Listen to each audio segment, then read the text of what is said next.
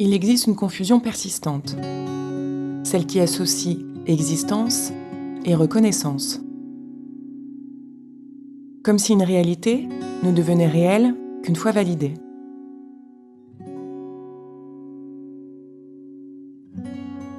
Mais la reconnaissance n'est pas une preuve d'existence.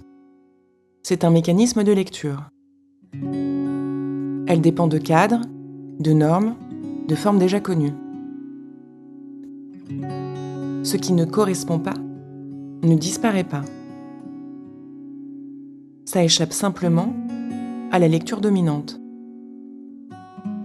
Et pourtant, ça continue d'exister.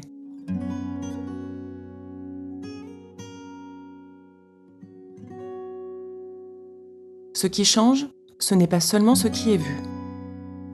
C'est ce qui est reconnu comme comptant.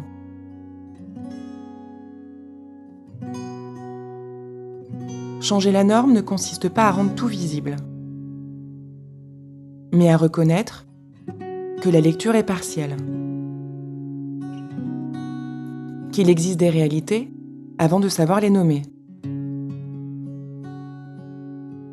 et que leur absence de reconnaissance ne les invalide pas. Elles existent, mais rien ne leur fait place. Dans ce déplacement, une autre possibilité apparaît. Celle de ne plus se définir uniquement à partir de ce qui est reconnu. Pas parce que la reconnaissance disparaît, mais parce qu'elle cesse d'être la seule mesure. Le cadre reste, la norme reste. Mais elle ne décide plus seule de ce qui existe.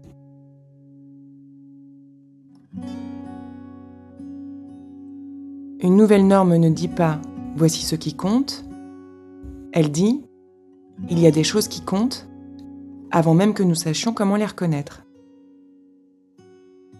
Et d'autres qui ne seront peut-être jamais reconnues. Et pourtant, elles existent. Et une question persiste. Qu'est-ce qui devient possible lorsqu'exister ne dépend plus d'être connu ?